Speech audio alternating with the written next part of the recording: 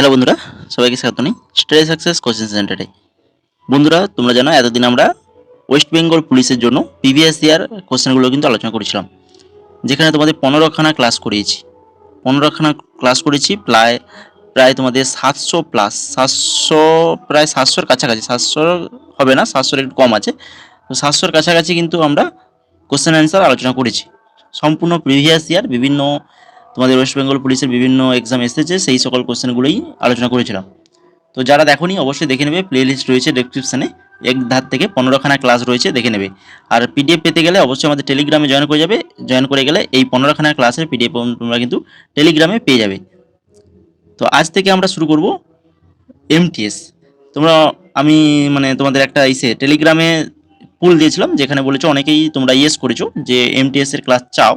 তো সেই কারণে আবার আমরা এমটিএস এর ক্লাস শুরু করছি আজ থেকে। তো আজ থেকে আমরা যে কোশ্চেনগুলো আলোচনা করব একদম প্রিভিয়াস ইয়ার, এমটিএস এর প্রিভিয়াস ইয়ার 50খানা করে আলোচনা করব। GK plus GS, general knowledge এবং জেনারেল সায়েন্স মিলে 50খানা কোশ্চেন থাকবে। তো এটা আমাদের আজকে প্রথম ক্লাস। এই ক্লাসটা এমটিএস নয়, তার সঙ্গে সঙ্গে তোমাদের কিন্তু PSC clerkship, West Bengal police, Kolkata police, CHSL, GD প্রত্যেকটা এক্সামের জন্যও কিন্তু এই কোশ্চেনগুলো গুরুত্বপূর্ণ। ঠিক আছে, তো দেখো প্রথমে শুরু করি আজকে ক্লাসের প্রথম কোশ্চেন। প্রথম কোশ্চেন কি রয়েছে দেখো, the race of my life, বিখ্যাত ভারতীয় অ্যাথলিট ড্যাশের আত্মজীবনী। The race of my life, এটা কার আত্মজীবনী, কোন অ্যাথলিটসের আত্মজীবনী? তো সঠিক অ্যান্সার হয়ে যাবে মিলখা সিং। অপশন নাম্বার 1 হয়ে যাবে সঠিক অ্যান্সার, মিলখা সিং। এরপরে দেখো, নিম্নলিখিত কোনটি অরুণাচল প্রদেশের একটি কৃষি উৎসব যা গালো উপজাতি দ্বারা উদযাপন করা হয়? অরুণাচল প্রদেশের একটি কৃষি উৎসব যা গালো উপজাতি দ্বারা উদযাপন করা হয়। তো এইভাবে মনে রাখতে হবে। তারপরে দেখো, গেইড, গেইড নাচ রাজস্থানের ড্যাশ সম্প্রদায় দ্বারা পরিবেশিত হয়। এই গেইড নাচটি কোথায় পরিবেশিত হয়? রাজস্থানে। তো কোন সম্প্রদায় দ্বারা পরিবেশিত হয়? না হচ্ছে ভিল সম্প্রদায় দ্বারা পরিবেশিত হয়। এরপর দেখো, যে অপরাধের জন্য পুলিশ আদালতের অনুমতি ছাড়া একজন ব্যক্তিকে গ্রেপ্তার করতে পারে তাকে ড্যাশ বলে। পুলিশ যে কোনো আদালতের অনুমতি ছাড়াই কিন্তু কাউকে একজনকে গ্রেপ্তার করতে পারে। কিসের কারণে বলো? সেটা হচ্ছে বিচার্য অপরাধী। এই বিচার্য অপরাধী কিন্তু গ্রেপ্তার করতে পারে। এরপরে এক্সিমো, এক্সিমো কোন ভৌগোলিক অঞ্চলের সাথে যুক্ত? এক্সিমো যেটা হচ্ছে মেরু অঞ্চল, মেরু অঞ্চলের সাথে যুক্ত। এরপরে ইলিয়াস, ইলিয়াস খান লখনৌতে সঙ্গীত শিল্পীদের একটি পরিবারে জন্মগ্রহণ করেন। তো তিনি ড্যাশ বাদ্যযন্ত্রের জন্য বিখ্যাত ছিলেন? ইলিয়াস খান কোন বাদ্যযন্ত্রের সাথে যুক্ত? তো ইনি হচ্ছে সেতার বাদক, একজন সেতার বাদক, সেতার বাদ্যযন্ত্রের সাথে যুক্ত। কোন দেশ 1982 সালের এশিয়ান গেমসের আয়োজন করেছিল? 1982 সালে এশিয়ান গেমসের আয়োজন করেছিল কোন দেশ? ভারত হয়ে যাবে সঠিক অ্যান্সার, অপশন নাম্বার 1।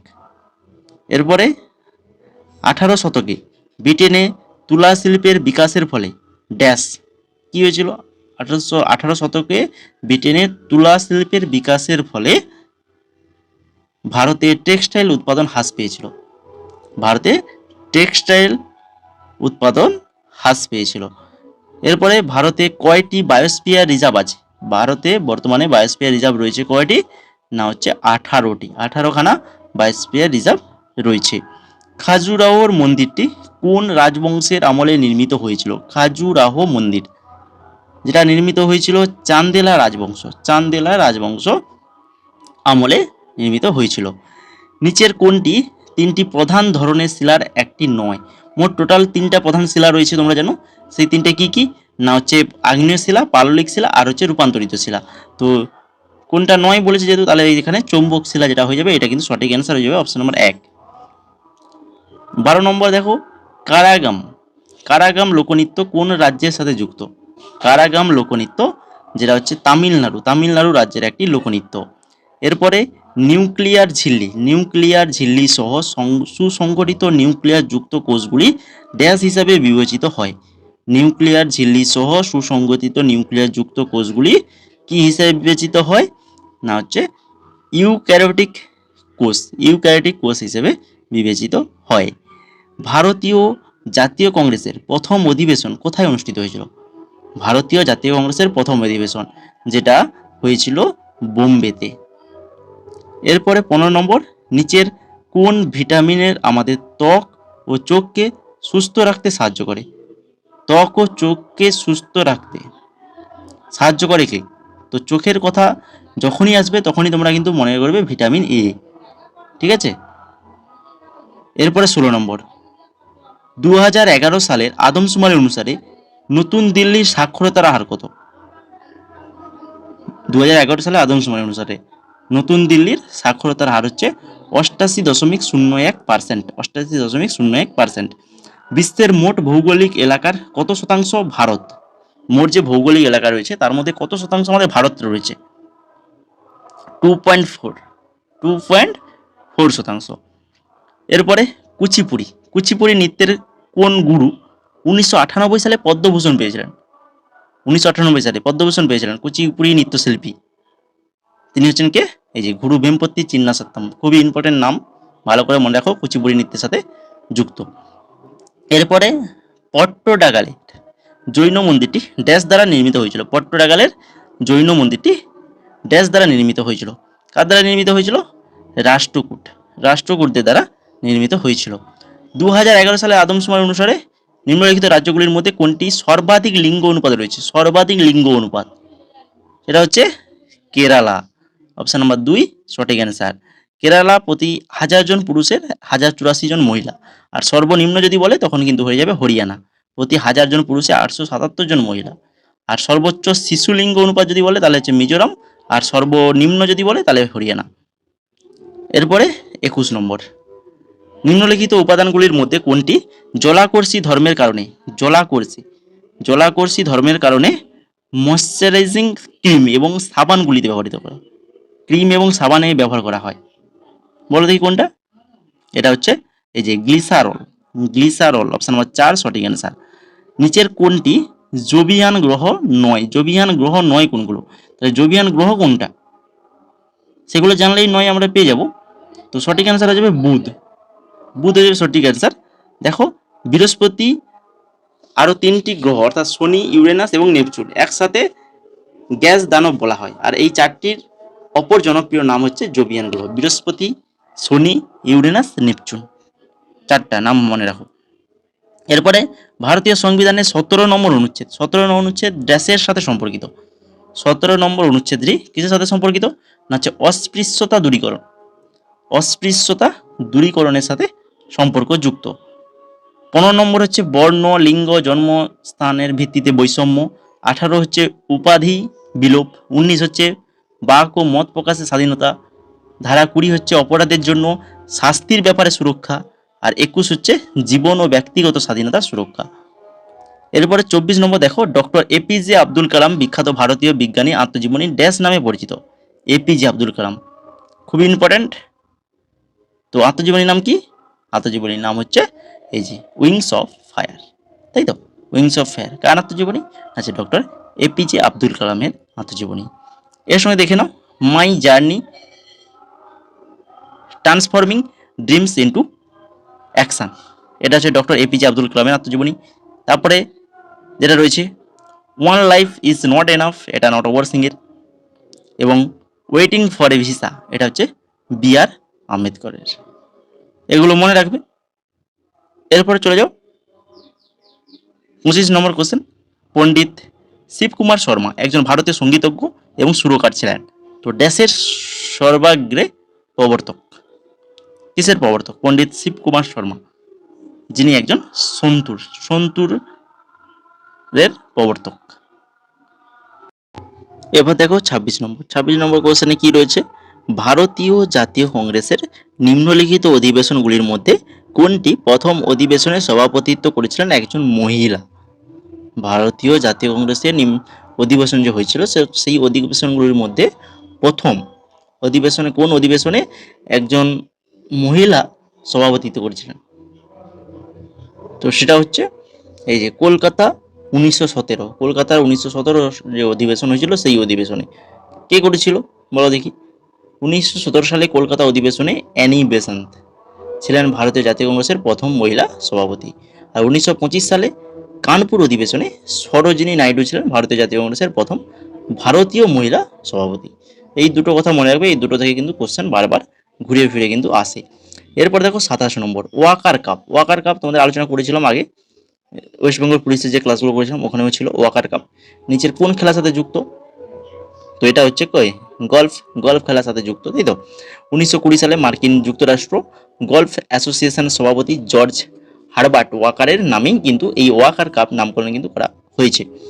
এরপরে নিচের কোনটি ভারতের মেঘালয়ের বিখ্যাত ফসল কাটার উৎসব? মেঘালয়, মেঘালয়ের ফসল কাটার উৎসব কোনটি? না হচ্ছে নংক্রেম উৎসব, নংক্রেম উৎসব। ভারতনাট্যম, ভারতনাট্যম নৃত্য কোন রাজ্যের সাথে যুক্ত? ভারতনাট্যম বলো দেখি, বারবার আলোচনা করেছি তামিলনাড়ু, তাই তো। এরপরে দেখো 1922 সালে গঠিত স্বরাজ পার্টির সভাপতি কে ছিলেন? 1922 সালে গঠিত স্বরাজ পার্টির সভাপতি ছিলেন চিত্তরঞ্জন দাস। আর CR দাস অর্থাৎ চিত্তরঞ্জন দাস এবং মতিলাল নেহরু 1922 সালের 1 জানুয়ারি স্বরাজ পার্টি গঠন করেছিলেন। এরপর দেখো ভারতীয় সংবিধানের 44 অনুচ্ছেদের উদ্দেশ্য কি ছিল? 44 নম্বর অনুচ্ছেদ খুবই একটা গুরুত্বপূর্ণ অনুচ্ছেদ, 44 নম্বর অনুচ্ছেদ। তো এটার উদ্দেশ্য কি ছিল?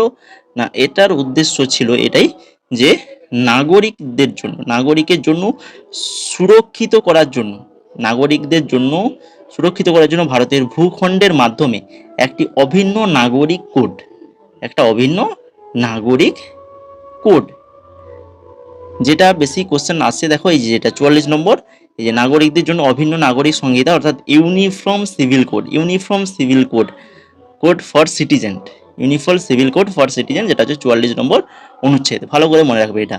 40 নম্বর হচ্ছে গ্রাম পঞ্চায়েত সংগঠন, 41 নম্বর হচ্ছে কাজ করার শিক্ষা, নির্দিষ্ট ক্ষেত্রে জনসাধারণের সহায়তা পাওয়ার অধিকার, 42 নম্বর হচ্ছে কাজের মানবিক শর্তাবলী এবং মাতৃত্বকালীন ত্রাণের বিধান। আর যে 43-এ বলা আছে যে শ্রমিকদের জন্য জীবিকা নির্বাহের মজুরি। 43A-তে বলা আছে শিল্প ব্যবস্থাপনার শ্রমিকদের অংশগ্রহণ, আর 43B-তে বলা আছে সমবায় সমিতির প্রচার। এরপরে চলে যাও 32 নম্বরে পূর্ব পশ্চিম করিডোর, পূর্ব পশ্চিম করিডোর যা আছে সুবর্ণ চতুর্ভুজ সুপার হাইওয়ে একটি অংশ নিম্নলিখিত ভারতের কোন দুটি শহরকে সংযুক্ত করে? কোন দুটি শহরকে সংযুক্ত করে বলো? এই যে সুবর্ণ চতুর্ভুজ যেটা সংযুক্ত করেছে শিলচর ও পোরবন্দর, শিলচর এবং পোরবন্দরকে সংযুক্ত করেছে। সুবর্ণ চতুর্ভুজ, চতুর্ভুজের দক্ষিণ উত্তর দক্ষিণ যেটা করিডোর, যেটা শ্রীনগরকে কন্যাকুমারী কোচির সাথে সংযুক্ত করেছে। আর জাতীয় মহাসড়ক 44 উত্তর দক্ষিণ করিডোরের সাথে যুক্ত। আর শিলচর হচ্ছে আসামের একটা শহর, আর পোরবন্দর হচ্ছে গুজরাটের একটা শহর। এ দুটো কথাও মনে রাখবে। এরপর 33 নম্বর দেখো রোশন কুমারী, রোশন কুমারী, শোভনা নারায়ণ, মায়া রাও এবং কুমুদিনী লাখিয়া হলেন বিশিষ্ট ড্যাশ শিল্পী। এরা প্রত্যেকেই কিন্তু কত্থক নৃত্যশিল্পী, কত্থক। এরপরে দেশের মধ্যে একটি নির্দিষ্ট সময়ের মধ্যে অবচয় সহ একটি অর্থনীতিতে পণ্য ও পরিষেবার মোট উপাদান পরিমাপ করতে নিচের কোনটি ব্যবহার করা হয়? মোট দেশজ পণ্য অর্থাৎ জিডিপি ব্যবহার করা, জিডিপি, জিডিপি ব্যবহার করা হয়। এর সঙ্গে দেখো জিএনপি, জিএনপি যেটা হচ্ছে খরচ প্লাস মোট ব্যক্তিগত বিনিয়োগ প্লাস সরকারি ব্যয়, নেট রপ্তানি, বিদেশ থেকে নেট ফ্যাক্টর আয়, সবগুলো যোগ করলেই জেএনপি বাড়ায়, জিএনপি। ঠিক আছে, জিএনপি থেকে অবচয় মান বিয়োগ করলে পাবো এনএনপি, আর এনডিপি পাবো। এনডিপি সমান হচ্ছে কি জিডিপি থেকে অবচয় বিয়োগ করে গণনা করা হয়, জিডিপি থেকে অবচয় বিয়োগ করলে। এরপর দেখো 35 নম্বর নিচের কোনটি বাংলায় প্রতিষ্ঠিত হয়েছিল? বাংলায় প্রতিষ্ঠিত হয়েছিল কোনটা? সেটা হচ্ছে এই যে রামকৃষ্ণ মিশন, যেটা বাংলায় প্রতিষ্ঠিত হয়েছিল স্বামী বিবেকানন্দ প্রতিষ্ঠা করেছিলেন। আর রাজা রামমোহন রায় যেন বাংলায় ব্রাহ্ম সমাজ প্রতিষ্ঠা করেছিলেন। আর্য সমাজ, আর্য সমাজটা হচ্ছে 1857 সালে দয়ানন্দ সরস্বতী দ্বারা কিন্তু প্রতিষ্ঠিত হয়েছিল। তো এগুলো কিন্তু আসে। তারপরে সত্যশোধক সমাজ বর্তমান মহারাষ্ট্রে 1873 সালে প্রতিষ্ঠিত জ্যোতিরাও ফুলে দ্বারা প্রতিষ্ঠিত হয়েছিল। আর প্রার্থনা সমাজ কি করেছিল? আত্মারাম পাণ্ডুরঙ্গ করেছিল 1867 সালে। তো এগুলো মনে রাখবে। শিখ সাহিত্য অনুসারে গুরু নানক দেবের জন্মবার্ষিকী ভারতীয় চন্দ্র ড্যাশ মাসের পূর্ণিমা তিথিতে পালিত হয়। শিখ সাহিত্য অনুসারে গুরু নানকের জন্মবার্ষিকী কোন মাসে? কার্তিক মাসে পালন করা হয়। তারপর দেখো নিম্নলিখিত সঙ্গীত শিল্পীদের মধ্যে কাদের ভারতরত্ন দ্বারা ভূষিত করা হয়েছে? কাদের ভারতরত্ন দ্বারা ভূষিত করা হয়েছে? এটা হচ্ছে পণ্ডিত রবিশঙ্কর এবং পণ্ডিত ভীমসেন যোশী, দুজনকে কিন্তু ভারতরত্ন দ্বারা ভূষিত করা হয়েছে। এবং এম.এস. সুব্বলক্ষ্মী ছিলেন প্রথম সঙ্গীত শিল্পী যাকে ভারতের সর্বোচ্চ বেসামরিক সম্মান অর্থাৎ ভারতরত্ন কিন্তু সম্মান দেওয়া হয়েছিল। এরপর দেখো 38 নম্বর, সংবিধানের 149 অনুচ্ছেদ ড্যাশের সাথে সম্পর্কিত। 149 হচ্ছে ভারতের নিয়ন্ত্রক ও অডিটর জেনারেলের দায়িত্বের ও ক্ষমতা। ভারতের নিয়ন্ত্রক এবং অডিটর জেনারেলের দায়িত্ব ও ক্ষমতা সাথে সম্পর্কিত। 48 থেকে 51 ভারতের সংবিধানের ধারা 48, 148 থেকে 151 ভারতের নিয়ন্ত্রক ও এবং অডিটর জেনারেলের সাথে সম্পর্কিত। তার সঙ্গে এবার দেখো 39 নম্বর কোশ্চেন, নীল নদের দ্বারা যে জলটা নিষ্কাশিত হয়, তো সেই জলের গন্তব্যটা কোথায়, সেটা কোথায় গিয়ে মেশে? গন্তব্য হচ্ছে ভূমধ্যসাগর। কোথায়? ভূমধ্যসাগর। কোন নদী সাপং নামে পরিচিত? সাপং নামে পরিচিত হচ্ছে এই ব্রহ্মপুত্র নদ। ব্রহ্মপুত্র নদী সাপং নামে পরিচিত। সাপং নদী চীনের তিব্বত স্বায়ত্তশাসিত অঞ্চলের দীর্ঘতম নদী। অরুণাচল প্রদেশ থেকে প্রবাহিত হয়। এই নদী আরো প্রশস্ত হয় এবং আসামে পৌঁছানোর পরে এই নদীটি ব্রহ্মপুত্র নামে পরিচিত হয়। আসামে পৌঁছানোর পরেই এই নদীটা কি নামে পরিচিত হয়? ব্রহ্মপুত্র নামে পরিচিত হয়। তারপরে দেখো ম্যান্ডারিন ভারতের কোন প্রতিবেশী দেশের সরকারি ভাষা? ম্যান্ডারিন যেটা হচ্ছে চীনের একটি সরকারি ভাষা। ভিতরগাঁওয়ের ইটের মন্দির কোন রাজ্যে অবস্থিত? ভিতরগাঁওয়ের ইটের মন্দির যেটা রয়েছে উত্তরপ্রদেশ রাজ্যে। তারপরে cracking the code my journey in Bollywood বইটির সহ লেখকদের মধ্যে কে নিচের মধ্যে কে একজন? Cracking the code my journey in Bollywood, এটা হচ্ছে আয়ুষ্মান খুরানা। কমলেশ্বরের নিচের কোন উপন্যাসটি 2003 সালে সাহিত্য একাডেমি পুরস্কারে ভূষিত হয়েছিল? কমলেশ্বর কোনটা? কিতনে পাকিস্তান, যেটা 2003 সালে সাহিত্য একাডেমি পুরস্কারে ভূষিত হয়েছিল এবং 2005 সালে পদ্মভূষণে ভূষিত হয়েছিল। নিচের কোন প্রতিষ্ঠানটি এমজি রানাডে এবং জিভি যোশী প্রতিষ্ঠিত করেছিল? এমজি রানাডে এবং জিভি যোশী প্রতিষ্ঠা করেছিল। এটা হচ্ছে পুনা সার্বজনিক সভা। পুনা সার্বজনিক সভা 1870 সালে 2রা এপ্রিল এমজি রানাডে এবং জিভি যোশী দ্বারা প্রতিষ্ঠিত হয়েছিল। যক্ষগান হলো একটি লোকনৃত্য যা ড্যাশ রাজ্যের অন্তর্গত? যক্ষগান যেটা হচ্ছে কর্ণাটকের অন্তর্গত। 47 নম্বর, কোন সালে রবার্ট হুক কোষ অর্থাৎ সেল শব্দটি আবিষ্কার করেন? কে? Robert Hooke. কত সালে? না, 1665 সালে। ভারতের সংবিধানের 129 অনুচ্ছেদ সম্পর্কে নিচের কোন বিবৃতিটি সঠিক? 129 সম্পর্কে সঠিক বিবৃতি হচ্ছে এটি সুপ্রিম কোর্টকে একটি রেকর্ড আদালত হিসেবে প্রদান করে। 49 নম্বর, নৃত্যশিল্পী পদ্মা সুব্রমণিয়ম, এলারমেল ভেল্লি, যামিনী কৃষ্ণমূর্তি এবং অনিতা রত্নম ড্যাশের মহান উদাহরণ। এই যে পদ্মা সুব্রমণিয়ম বা এলারমেল ভেল্লি, যামিনী কৃষ্ণমূর্তি নামগুলো শুনেছো বারবার যদি আমাদের ক্লাস করে থাকো। এরা কিন্তু প্রত্যেকেই ভারতনাট্যমের নৃত্যশিল্পী কিন্তু। লাস্ট কোশ্চেন 50 নম্বর কোশ্চেন, বাংলার নিম্নলিখিত মুক্তিযোদ্ধা আইনজীবীদের মধ্যে কে দেশবন্ধু নামে পরিচিত? জানোই দেশবন্ধু মানে কে? চিত্তরঞ্জন দাস। তো এই ছিল মোট 50খানা কোশ্চেন, খুবই ইম্পর্টেন্ট কোশ্চেন, গুরুত্বপূর্ণ কোশ্চেন, পরীক্ষায় আসার মতো কোশ্চেন, প্রিভিয়াস ইয়ার কোশ্চেন। ঠিক আছে, এগুলো কিন্তু প্রত্যেকটাই প্রিভিয়াস ইয়ার কোশ্চেন, খুবই ইম্পর্টেন্ট। এখান থেকে তোমরা কিন্তু পরীক্ষা অবশ্যই কমন পাবে। যদি আর কি ক্লাসটা ভালো লেগে থাকে তো অবশ্যই ক্লাসটা লাইক করো, বন্ধুদের মাঝে শেয়ার করো। চ্যানেলে নতুন হয়ে থাকলে অবশ্যই চ্যানেলটিকে সাবস্ক্রাইব করে বেল আইকনে ক্লিক করে রাখো এই ধরনের গুরুত্বপূর্ণ ক্লাস রেগুলার পাওয়ার জন্য।